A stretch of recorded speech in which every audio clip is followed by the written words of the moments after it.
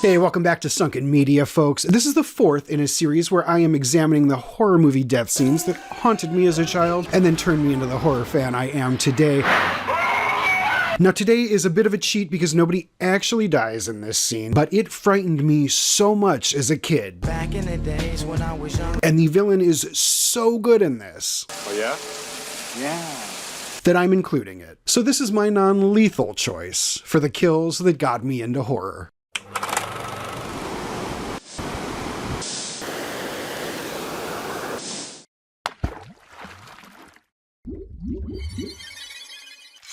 Ow! So this scene may be a good example of how much of a wuss I was as a kid. There's no jump scares, there's no gore, again, there's no death, but it's so subtle and it's so sinister. And honestly, I kind of think this scene, as creepy as it was as a child, and as much as I think it plays into childhood fears, it's gotten even creepier and in a different way as I've gotten older. So today's kill that got me into horror is from the PG-13 rated sequel, Poltergeist II.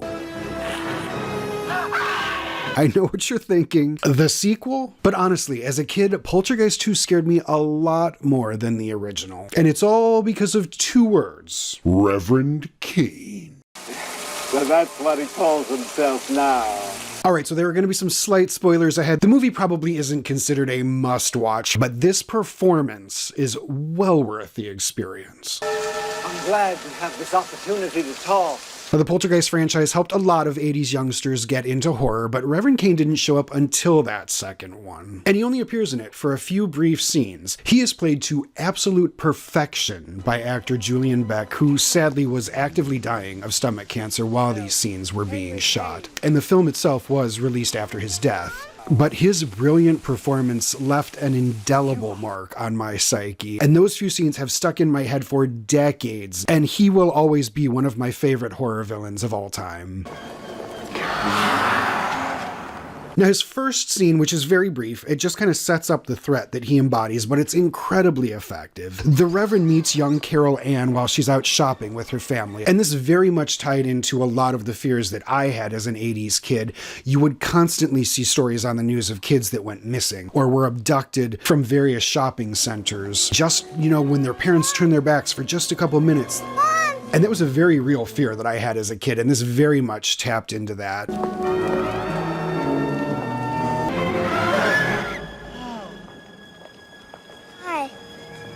Are you lost, sweetheart? And I remember my body had this visceral reaction to Reverend Kane during this scene. Are you afraid, honey? Well, why don't you come with me? He felt so acutely repulsive and dangerous to me. I'll sing you a song till your mom comes back. And Julian Beck just delivers every line with this very measured, even, completely unnerving tone and a slight southern twang. Earthly thoughts, be silent now. And I think not only did it kind of capitalize off of those 80s kids' fears of being abducted, but it also kind of dips a toe into that satanic panic of the 80s and this kind of fear that children were being taken and used for these dark religious rituals. Caroline, honey, what happened? It felt like it really picked at a lot of my childhood fears and a lot of the fears of that particular era. And Carol Ann's mom manages to intercept him and save Carol Ann, and it's a very brief scene. Such a lovely child. But that whole sequence really stuck with me. And his performance in particular during that sequence is just so truly skin-crawling. Mom, I want to go home. But the scene that we are really going to look at today is his second scene. And it is a scene that kind of lives rent-free in my subconscious. God is in his holy tent. It is when the Reverend makes a house call to Carol Ann's family, trying to lure her away from her front yard. He is constantly singing this creepy hymnal. As a kid who was raised in a Mormon family, it was very creepy to hear it used almost as a weapon. Come on, Caroline, it's raining. The ability to turn a sunny day into a rainy day, and this perversion of the natural world was really creepy to me. Haven't I seen you somewhere before? That is possible.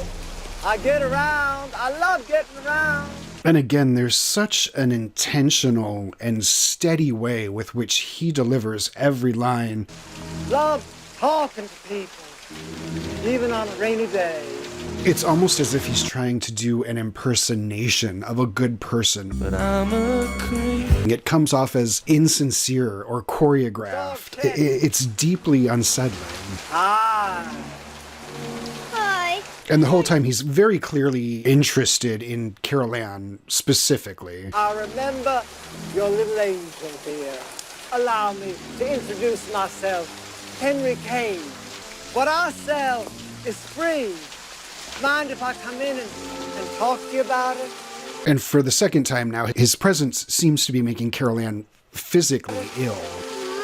I don't feel well. And as her mother ushers her inside, he turns his attention to the father to try and break him down and get into his head. I believe you have a problem here. Oh, yeah? Yeah. And there's sort of this manipulation wrapped in a very thin veil of southern charm and feigned concern. You are in danger. What do you mean? That Julian Beck was able to play kind of those multiple levels simultaneously is, I think, what makes Reverend Kane really complex. Now, I don't expect you to believe me now. Oh, this is crazy. This is nuts. Please, open your heart and your mind. And this idea that he has sort of paranormal powers, abilities to control the weather, to control people's minds, to make people see visions, to make people physically ill. You kind of understand that he isn't human, but you don't know what he is. Strong hold on this family. Who do your wife and children turn to? You're not man enough to hold this family together. And again, there are no overt violent actions taken, but because of the way that Julian Beck delivers everything, because of his general presence, there is a deep sense of danger in this scene. Because I'm smart. It's a simple conversation between a screen door. And I know what you are thinking. But there is definitely the idea that there is a threat outside of that house coming to get them. Now, let me in.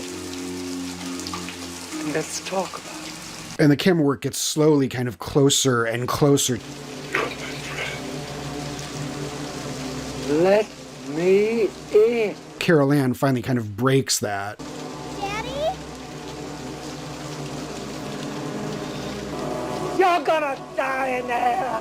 All of you. You are gonna die. And that chilling line. Get the hell out of here.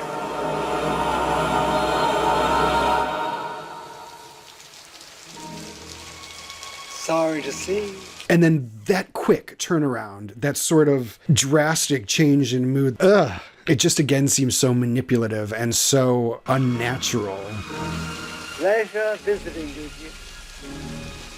As we call. And just kind of hints at hidden motives. And then he disappears, and everything kind of goes back to normal.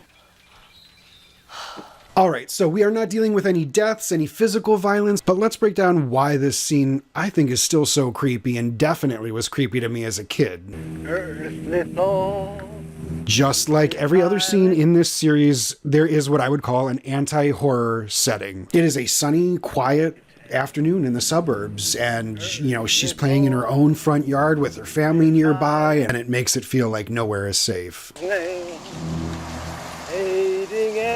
As I said before, Julian Beck was actively dying while they were shooting these scenes, and he does have a very sickly, gaunt look. And I'm your friend. That is absolutely brilliant and works very well for Reverend Kane. And I think it also means that the character sort of embodies this idea of growing old, and it's kind of a counterpoint to Carol Ann being so young and so fresh-faced. I think it just really tickled, you know, some part of the child's brain that is, you know, generally frightened of older people, and I think by extension of getting old and becoming that and dying. Now, before it's too late. And I think Julian Beck is able to kind of embody all of that, and Reverend Kane embodies all of that really horrifically. As we've talked about several times, like the 80s was a time of fear of being abducted, I feel like, if you were a kid. I remember assemblies in school kind of specifically telling us what to do should something happen to us, like Reverend Kane did to Carol Ann. All those old warnings about don't talk to strangers, don't let them talk you into going anywhere with them. Well, why don't you come with me? That someone could take you from your home, that someone could take you from your family. That's really terrifying. Let me in. There is nothing but a screen door that kind of separates the father from this evil that's outside. If the evil had wanted to, or if it was a different threat outside, it very much could have broken through that screen door. And there is this idea that we aren't truly in any kind of fortress at any given point. There's just a window, a pane of glass, or a doorway, or a screen door that separates us from anyone who might want to come in. And society as a whole kind of survives on this agreement that we're not going to break the very easily breakable glass and come into somebody's home. The screen door, it just kind of pointed out that a lot of the things that we see as security are pretty flimsy. Still unconvinced. All right, so maybe this one did not technically include a death, but I do believe this scene is incredibly effective, incredibly frightening. This scene has really stuck with me over the years, even more than much more brutal and elaborate death scenes that I've seen in the years since. And I think it's really a testament to Julian Beck and his incredible final performance. To this day, in my opinion, one of the most frightening villains in horror history. All right, that should do it for this one. In the meantime, as always, like, subscribe, keep sending me those horror recommendations, and I will catch you all on the next Sunken Media.